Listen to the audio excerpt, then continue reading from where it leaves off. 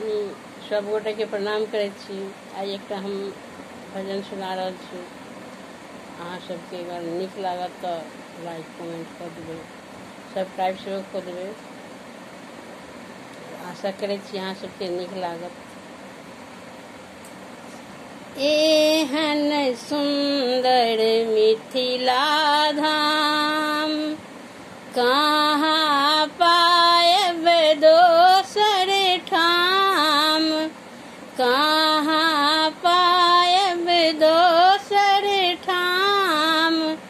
दुल्हा दुल्हिन सीताराम जनकपुर में।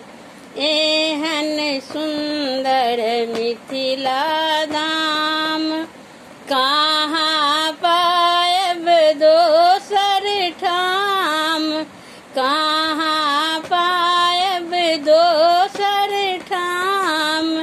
दुल्हा दुल्हिन सीताराम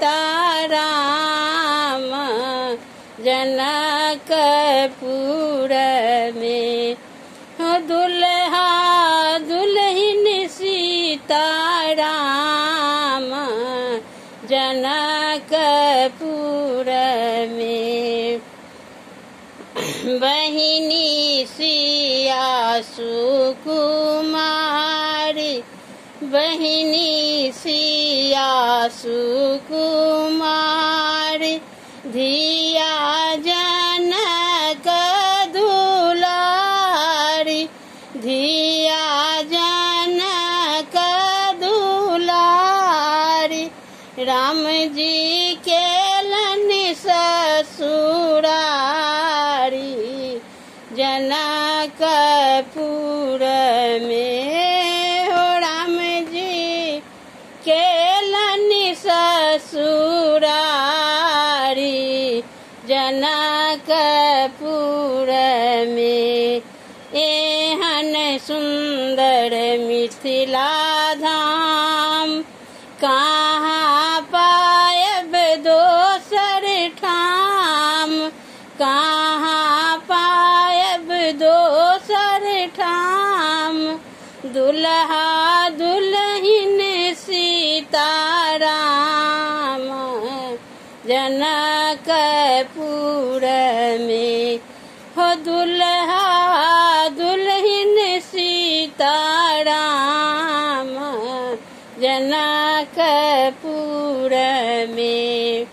हम की करब ककरो आस, हम की करब ककरो आस। जखन मिथिला हमर बास, जखन मिथिला हमर बास। हमर बहिन अपन खास जनकपुर में। हमर बहिन अपन खास जनकपुर में। एहन सुंदर मिथिला धाम कहाँ पायब दोसर ठाम, कहाँ पायब दोसर ठाम। दुल्हा दुल्हिन सीताराम जनकपुर में। हो दुल्हा दुल्हिन सीताराम जनकपुर में। गंगा सागर स्नान दर्शन करब भगवान। गंगा सागर स्नान दर्शन करब भगवान। सुनब मिथिला पुराण जनकपुर में। हो सुनब मिथिला पुराण जनकपुर में पूजा करब भगवान अपन जुगल रूप के ध्यान पूजा करब भगवान अपन जुगल रूप के ध्यान जिनका सेवक हनुमान जनकपुर में हो जिनका सेवक हनुमान